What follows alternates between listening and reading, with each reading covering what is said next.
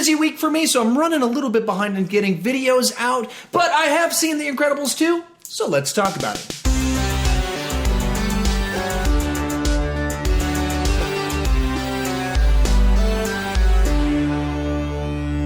So Incredibles 2 comes out 14 years after the original Incredibles, but the movie picks up right where the first movie ends. This time around, being a superhero is still illegal, so a firm hires Elastigirl to try and fight crime while being filmed so she can improve the reputation of superheroes so being a superhero can be legal again. While she's off fighting crime, Mr. Incredible is back home watching the kids, but when things go awry, the entire family must come together to save the day. For me, I thought that this was a great follow-up to the original film and a continuation of all the aspects of that film that I enjoyed. But before I dive into my full thoughts on it, go ahead and tell me down below in the comments section, what did you think about Incredibles 2? Did you love it? Did you hate it? Did it live up to the original? Was it a little bit disappointing?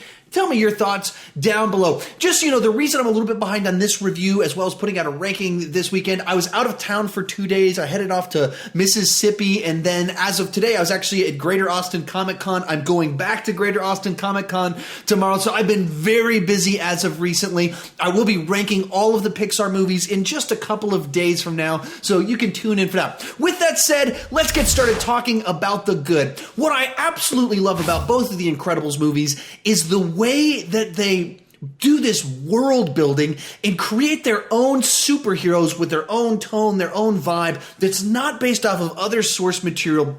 And they do this fantastic job of doing kind of like a period piece, like set in the 60s, but it's got like a 60s James Bond vibe to it. So they're kind of like spy films in certain ways that they're filmed and designed and the score to them. But at the same time, they have present technology with the way things work.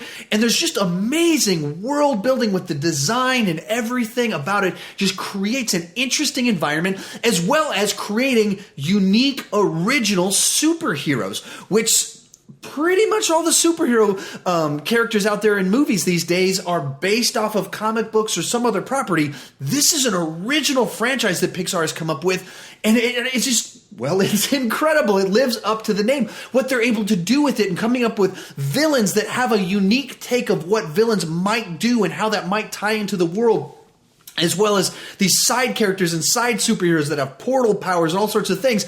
And they've built their own world with these characters, and that's really one of my absolute favorite things about what they're able to do with these movies. From there, I'd probably say that I enjoy the story of this movie more than the story of the original film.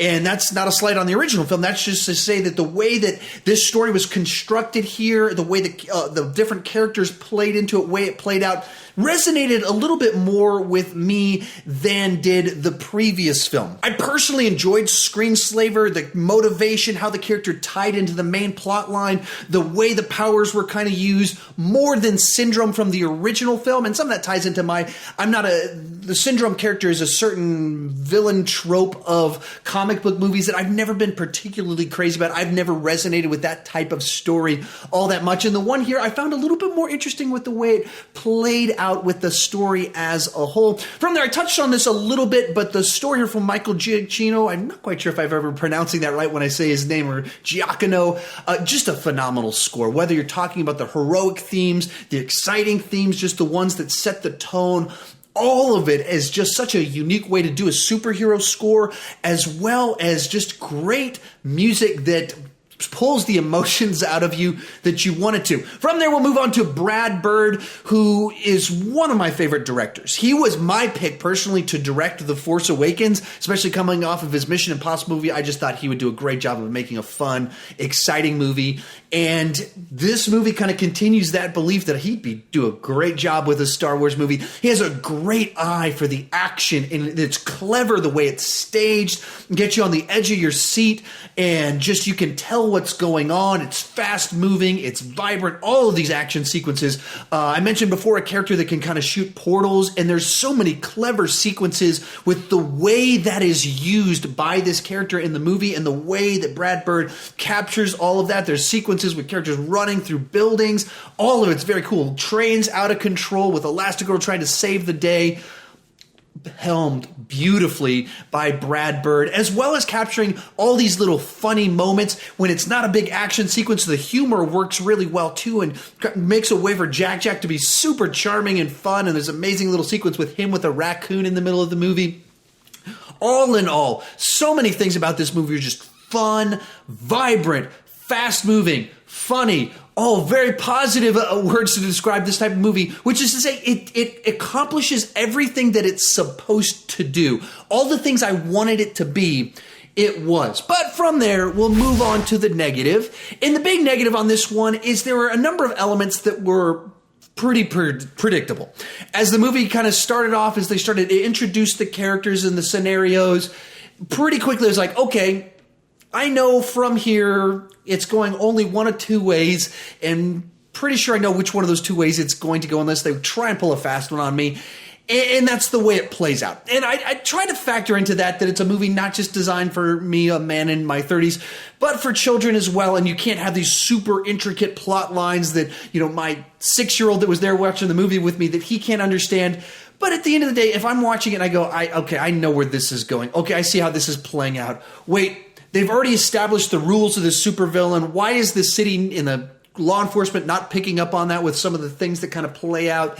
It seemed pretty obvious that certain people should be able to know better, but because of screenwriting tricks, people were dumb when they needed to be a little bit smarter, or they were dumb when they needed to be dumb to progress the story forward. There's a little bit too much of that in the movie for my taste, but I liked the general idea of the story that they were telling. All the things that needed to work, they worked just fine. There are just a few too many points in the movie where I felt like there was kind of screenwriter trickery going on, or things were too obvious at times. But overall, a movie that I thoroughly enjoyed. I was a little bit nervous. Is this just going to be a rehash of the first one? I didn't think so. I don't think so. And at the end of the day, I'm pretty sure I prefer this movie over the first one.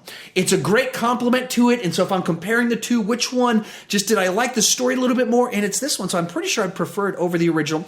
And with that said, I'm not one of the people who's also just over the moon crazy about the first one. I really liked it. It's very good. To give you a little context where I fall on that one, I'd score this one an A-, and on an entertainment level, I would go with an 8.5. For me, this is a great follow-up to the original one of the stronger Pixar movies, a movie that's fun for my little 6-year-old and my 4-year-old, as well as for my wife and I. This is great family entertainment, and I'd probably say a little bit of an improvement over the original one. How about you? What did you think about this one? Did you love it, hate it, disappoint you? Did it live up to your expectations? Was it too predictable for you? Too formulaic? Too safe? Let me know down below in the comment section. And if you're new to my channel, please consider clicking that subscribe button. I do movie reviews, TV reviews, ranking videos, but the key thing is I don't want to just talk about movies. I want to talk about movies with you. So please join me down in the comment section. Let's have a lively discussion. And as always, thank you for watching.